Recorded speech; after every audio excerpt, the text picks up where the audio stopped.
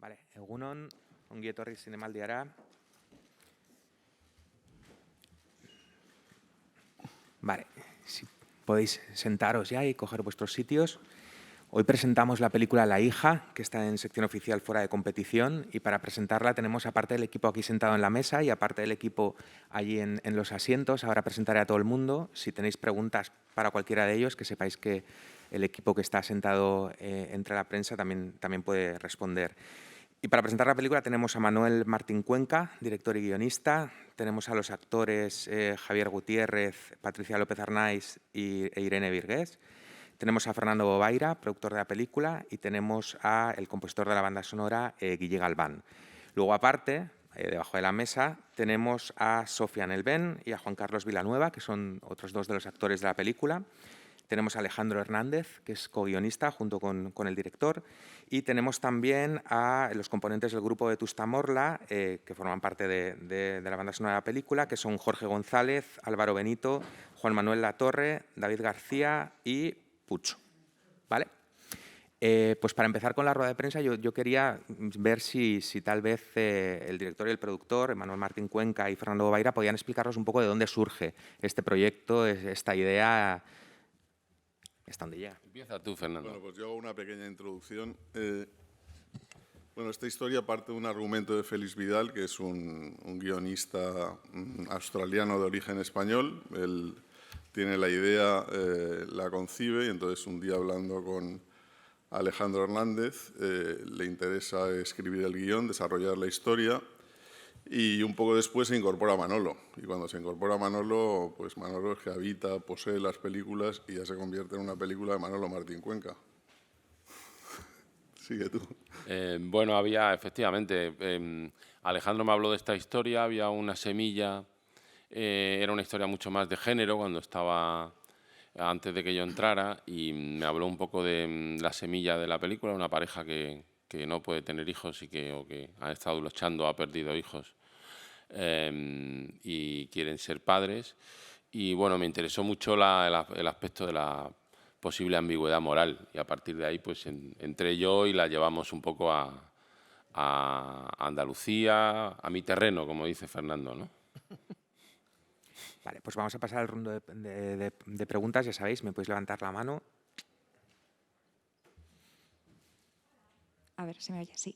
Mi pregunta es para los actores. Estaba viendo la película y hay algunos ratos en los que el protagonista miente con un descaro y te lo crees completamente y con un nivel de detalle que da un poco de miedo. Entonces me estaba preguntando si como actores alguna vez os da problemas esto, que en la vida real vuestros amigos o vuestra familia sospeche un poco de vosotros porque actuáis bien y eso a mí me haría sospechar mucho. Nos has descubierto.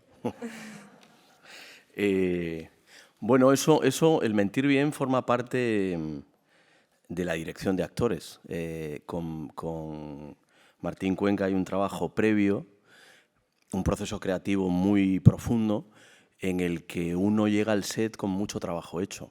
Él tiene una metodología de trabajo muy particular que se basa mucho en improvisaciones y en algo que a mí me gusta mucho cada vez más, que es que el guión es como un mapa al que, bueno, está ahí y hay que hacer caso, obviamente, pero también hay que dejar que la historia, los personajes fluyan, vivan y la interpretación se convierte en un juego en las películas de Martín Cuenca, ¿no? A la pregunta de si nosotros tenemos problemas a la hora de interpretar fuera de un set, yo es que en la vida vivo, no interpreto, con lo cual sí es cierto que hay como una idea de que los actores tenemos que ser divertidos, tenemos que, ¿no?, ser gente como diferente al resto, cosa equivocada, ¿no? Somos seres normales y no vamos con una careta puesta, yo por lo menos en la vida no voy con una careta puesta. No sé si alguno de los otros actores también quiere participar y hacer algún comentario. ¿Queréis decir algo? ¿Tú mientes mucho, Irene? No, a ver, cuando eres actor y estás en tu zona de trabajo, mientes para que el espectador vea lo que tú quieres que vean. Pero cuando estás en tu realidad, en tu vida normal, no estás pensando tanto en lo que quieres que otra persona vea de ti, sino simplemente estás siendo natural y ya está.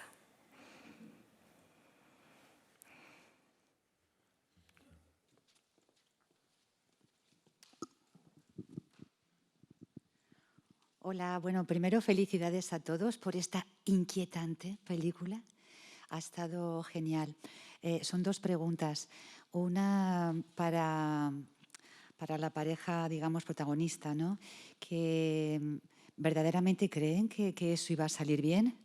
Y para Irene, desde el principio ella sabía que no iba a entregar a su hija y que va a seguir el juego. No sé, pregunto, ¿eh? Muchas gracias.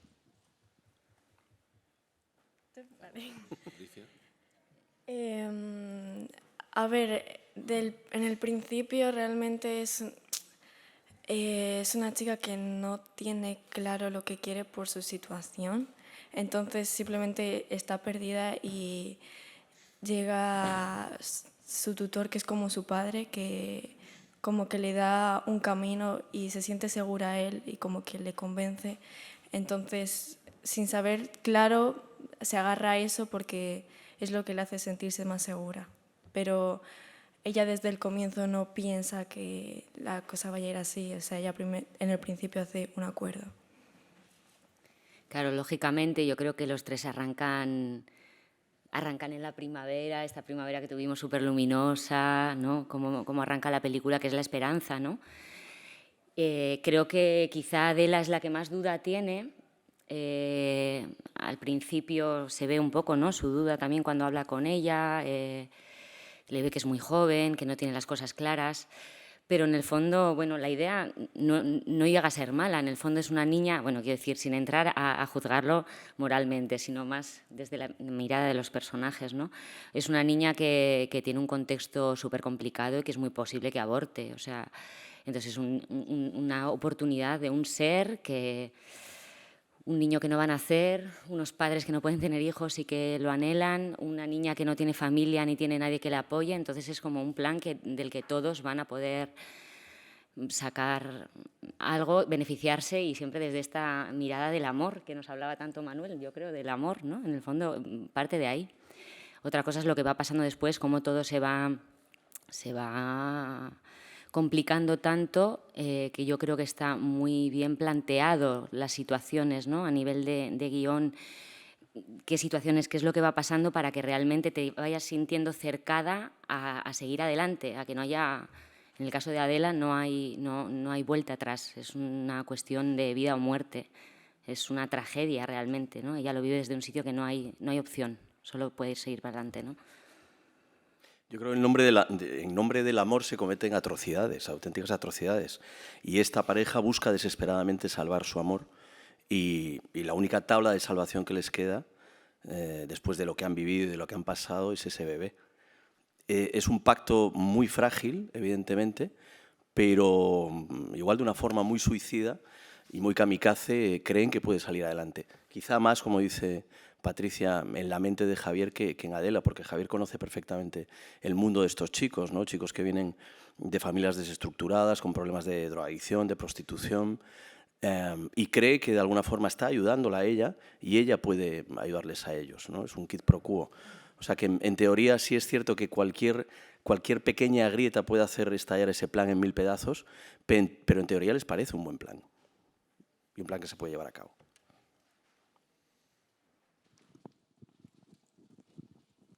Enhorabuena, Susana, para El cine puede esperar. Quisiera preguntar a Manuel si tenía claro la elección de los intérpretes, volver a trabajar con Javier y también el lugar donde desarrollar la película, que creo que tiene una importancia extraordinaria, volver a, o sea, rodar en Jaén. ¿Por qué ha sido? ¿Por qué se ha decantado por esta localización? Bueno, el proyecto, aunque venía un poco de antes, tal y como está concebido ahora, proviene un poco de la época de que estábamos aquí estrenando El autor. El caso un poco de cada actor o actriz ha sido un encuentro diferente con Javier. Me parecía que, aunque no estaba todavía hecho el guión tal y como representaba, como primero la relación y el trabajo que habíamos hecho juntos, y Alejandro y yo lo hablamos, y Fernando, y representaba ese hombre común con el que eres capaz de identificarte, que al mismo tiempo iba a traspasar un montón de cosas, de líneas, con una gran ambigüedad moral, y iba a cometer atrocidades. Entonces me parecía que Javier aportaba ya de entrada mucho a ese personaje. Yo digo que a mí me interesan más que los actores y la técnica, me interesan las personas que hay detrás y lo que son capaces de dar inconscientemente al personaje, a la encarnación. En el caso luego vino Patricia, nos conocimos a través de la directora de casting, Eva Leira y Yolanda Serrano, hicimos una prueba, fue un viaje muy, yo creo que todavía recuerda también ella la prueba que hicimos, las cosas que yo le propuse, tal, pues fue un viaje muy bonito en ese momento. Y luego, pues Irene apareció un poco más tarde, porque es un largo proceso de casting que hicimos en Madrid, en Jaén, y de repente pues la encontramos y fue un poco como historia de amor desde el momento en el que la vi. A mí me encanta, yo la llamo mi actriz japonesa, porque tiene un punto de delicadeza, de tal, de interpretación que parece muy sutil, muy hermoso. Y fue un poco, pues eso, el encuentro de los tres por caminos diferentes. Y Jaén estuvo siempre desde el principio en el concepto de la película, tal y como yo la había pensado, la había imaginado, intuido. Jaén es un lugar mítico, en cierto sentido, especialmente para mí, que estuve en la Sierra de Segura cuando tenía 8 o 9 años, hice mis primeras colonias, mi primer campamento, mi primer viaje lo hice en Santiago de la Espada. No había vuelto, pero yo sé que hay el territorio de la Sierra de Jaén, es bastante desconocido y un lugar muy especial. Y yo decidí que, lo hablé con Alejandro, le dije, vamos a escribir esta historia en Jaén con Fernando, y lo primero que hicimos antes de ponernos a reescribir la historia para llevarla a mi terreno, como hemos hablado, pues nos fuimos a hacer un viaje a Jaén, Alejandro y yo, los dos recorrimos Él no conocía el lugar, yo lo conocía hace mucho tiempo, y ahí fue un poco el encuentro. Para mí el espacio habla, el espacio, la geografía, es un personaje. Y primero es la geografía y luego la historia. Hola, buenos días a todos. Yo quería preguntar precisamente en torno a esto que estabas comentando. Esta es una película que convierte la maternidad, algo tan dulce como la maternidad, en algo muy desasosegante y casi película de terror, ¿no? Al final, para hacer llegar a este clima, a esta atmósfera. ¿El aislamiento os fue bien? ¿Cómo lo trabajasteis? Bueno, el aislamiento era necesario de todas maneras contar que esta pareja está en un lugar donde de alguna manera hay ahí como no puede haber otra cosa, ¿no? Hay una deconstrucción, no van a hacer esto en plena ciudad, ¿no? La base de todo esto es que queríamos contar una película que de alguna manera fuera algo muy primordial, muy primitivo. Una historia que podría haber ocurrido hace 15.000 años en una cueva, entre dos mujeres, una que no puede ser madre y otra que sí es madre, de manera casi inconsciente, fácil, porque la naturaleza no es justa ni injusta, es lo que es. Y ellos que de alguna manera han sufrido la injusticia, que ellos sienten como injusticia, se sienten legitimados para ir más allá. Y la gran pregunta es cómo, que eso nos pasa un poco en general, y yo quería deconstruir la película para hacernos esta pregunta de cómo reparar una injusticia sin cometer otra injusticia. Porque claro, tu dolor y tu legitimidad de repente aplasta la del otro, ¿no? El derecho del otro, ¿no? Entonces, para mí era como hacer una película lo más primordial y lo más esencial posible. De hecho, es una película que tiene muy pocos personajes, que se juega básicamente entre ellos tres, que luego aparecen otros personajes. Es decir, se trataba un poco de cantar la película al primitivismo, en cierto sentido. Y ahí, de manera inconsciente, pues surge el drama y el thriller, pero es algo que yo no me planteo. Yo añadiría respecto a este tema de la maternidad, creo que lo interesante también es ver esa otra cara de la maternidad, ¿no? Porque al final, como sociedad, es verdad que tenemos esta idea de lo dulce de la maternidad, que por supuesto la hay, pero que también tiene otros muchos matices, ¿no? Que pueden ser muchísimos. En este caso, una pareja que tiene no sé si tanto es la pareja, pero Adela tiene una vocación maternal súper potente, un instinto maternal muy fuerte, y ellos han tenido un pasado que no se ve, no se explica, se puede intuir, supongo, espero, pero muy fuerte, un pasado muy fuerte respecto a su maternidad y paternidad. Y han pasado por cosas muy duras y nosotros trabajamos todo eso y transitamos todo eso. Y el día de rodaje, cuando llegamos, empezamos a contar la historia, veníamos cargadísimos de unos dolores muy fuertes. Y yo, por ejemplo, es un tema que no había tocado antes, y a partir de ahí he conocido muchas parejas que transitan situaciones muy complejas, muy largas en estos procesos y que sufren muchísimo. Muchas parejas que no llegan al final, que se rompen, que se quedan por el camino. Y bueno, creo que de hecho quizá la luminosidad y esta sombra de la maternidad y de la paternidad tiene que ver con la intensidad, con el poder que tiene este vínculo con la criatura que está o con la criatura que no está, pero es un vínculo tan fuerte que es lo que hablaba antes de tragedia, ¿no? Que lo mismo la luz y el parto y lo luminoso del parto y el ver al bebé y decir no puedo dejar aquí este bebé, es mío, como el hecho de llegar al límite que llegan Adela y Javier, ¿no? Bueno, hay algo animal en todo esto, en el buen sentido de la palabra. Somos animales. Parimos. O sea, las mujeres tenéis una cosa increíble, el don de la vida, la capacidad. Entonces, ¿qué pasa con la mujer que de repente no tiene eso? Y esa es un poco la lucha de dos animales. Intentábamos un poco llevar a esa cosa tan esencial.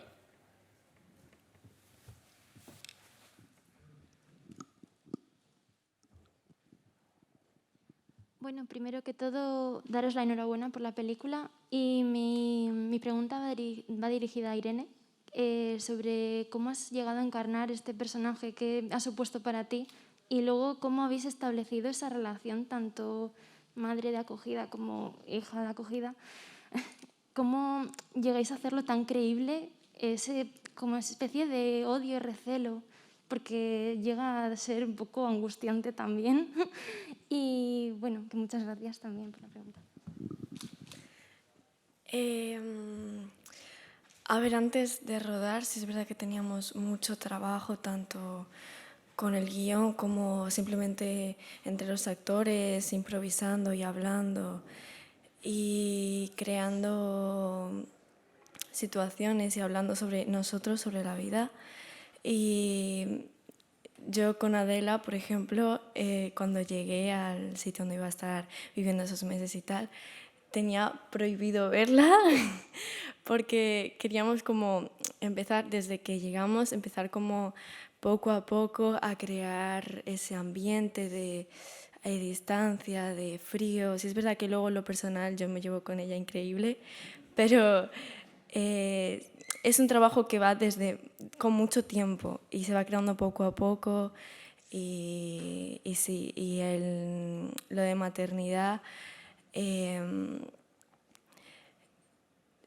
yo, o sea, no sé muy bien cómo explicarlo, simplemente es como que en los tiempos de descanso yo siempre tenía la tripa de mentira puesta. Y los tiempos de descanso yo me trabajaba mentalmente y trabajaba en sentirlo y en imaginarme que de verdad debajo de esa tripa sí tenía alguien ahí, y antes de cada escena.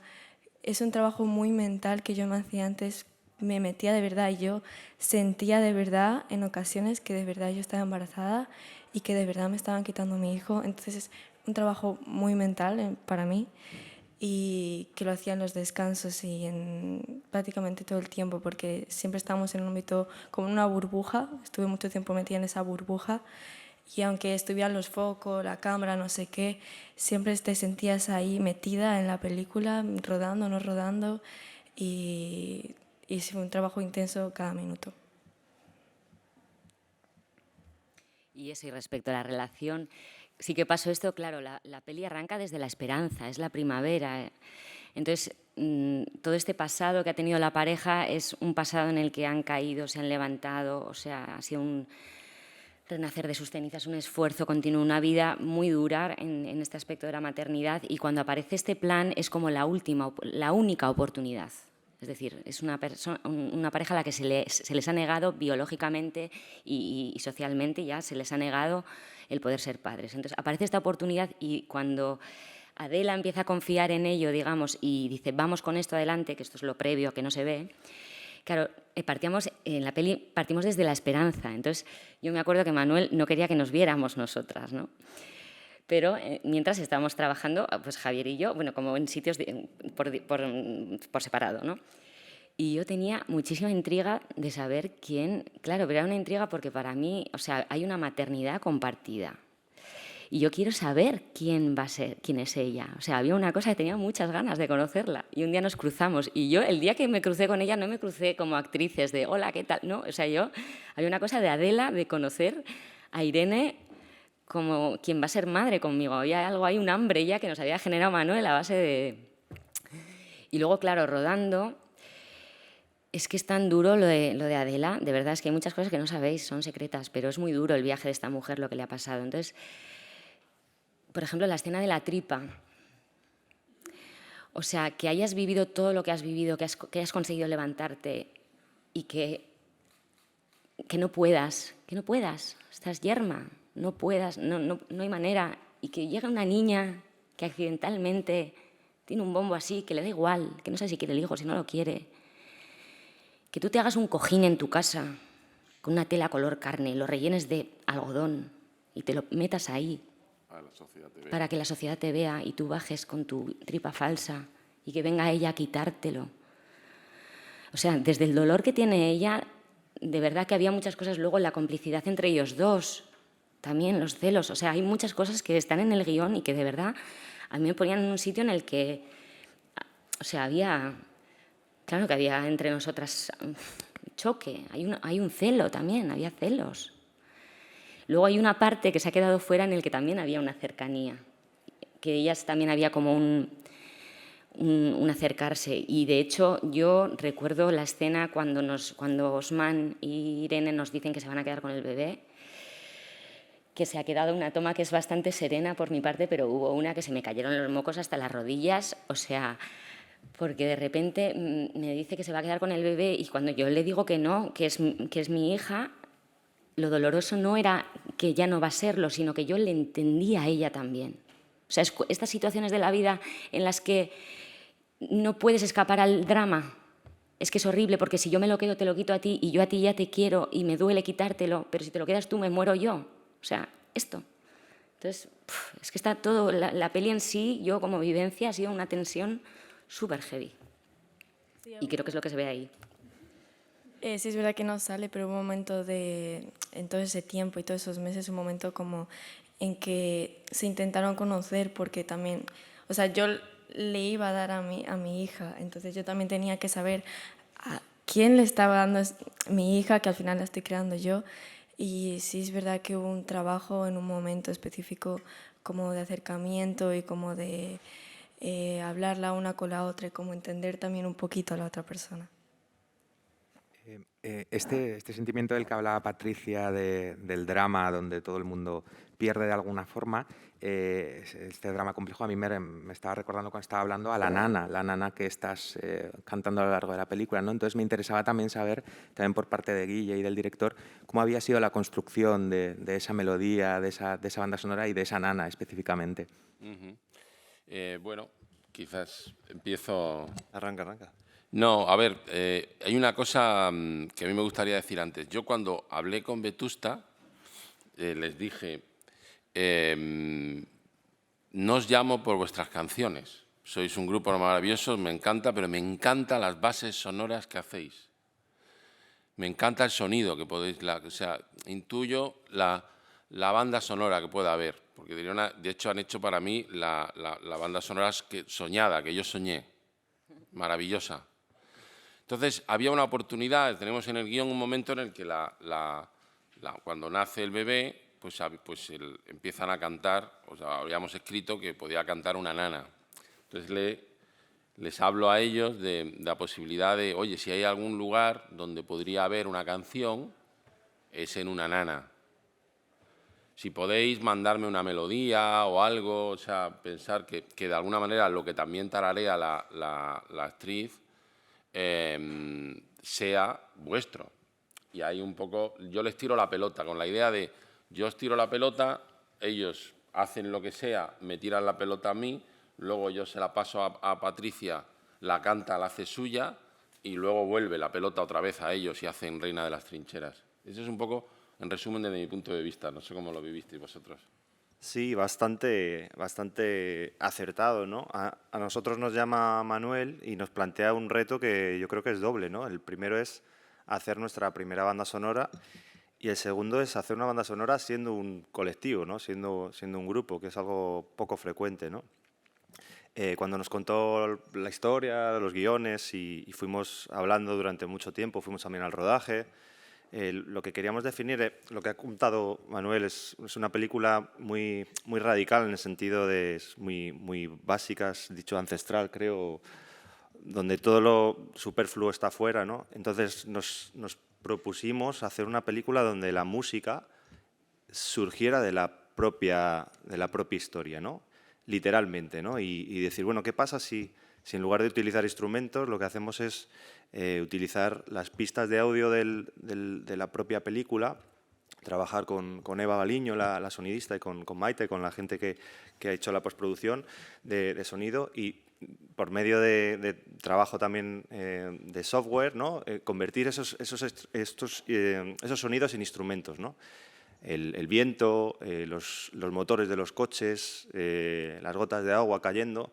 Y de repente ahí empezamos a tener una paleta sonora que pensábamos que ayudaba mucho a ver la película sin saber lo que era banda sonora y lo que era sonido directo. Y yo creo que funcionaba además muy bien con todo el trabajo que estaban diciendo ellos, ¿no? Yo recuerdo siempre, Manuel decía, es una película en la que hay que trabajar con sordina, ¿no? Todo va con sordina, el trabajo de los actores y de las actrices y la música también, ¿no? La música, de hecho, está en lugares que no son los habituales, ¿no? Cuando hay un paisaje, una secuencia larga, ahí no hay música, ¿no? Porque Manuel quería que hubiera sonido, ¿no? Quería que saliera de la imagen, ¿no? Todo lo que tuviera que ver con la experiencia del audio, ¿no? Y nosotros ahí lo que trabajamos, y la nana que propuso Juanma y que se convirtió en Reina de las Trincheras, era conseguir una melodía que en un momento determinado de la canción, de la película tiene banda sonora hasta un momento determinado, y en un momento determinado, el último tercio, nosotros le damos como el testigo a Adela para que se haga con esa banda sonora, y a partir de ese momento deja de haber música nuestra y es ella la que empieza a tararear en distintas secuencias una nana que desde el principio queríamos que no fuera reconocible, que pudiera ser una nana anónima que estuviera por ahí en la tradición popular y que cualquier persona que la escuchase pensara que es una canción que no es de Vetusta Morla, sino que podía ser una canción que le cantaba a su abuela de pequeño y que reconocía, que no sabe si es de la época de la guerra, de antes, de después, del sur, del norte.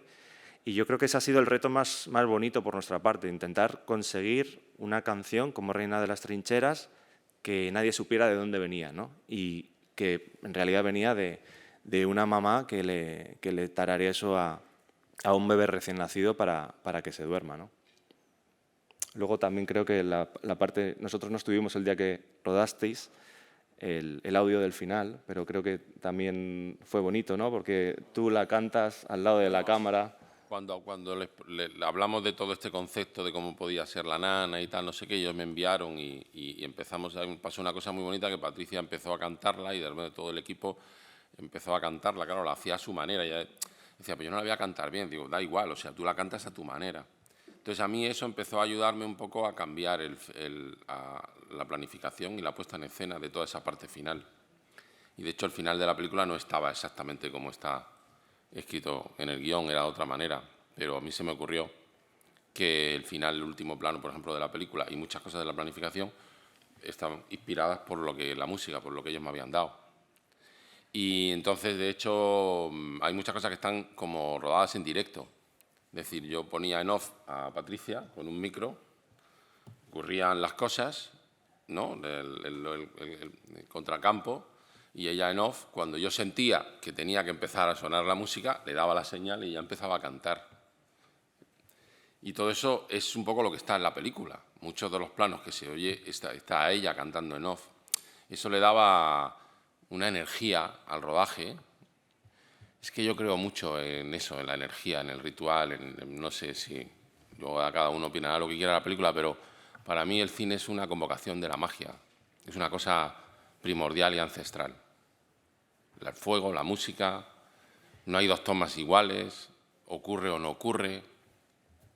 Bueno, me voy a poner muy espiritual y yoguístico, pero así que me callo.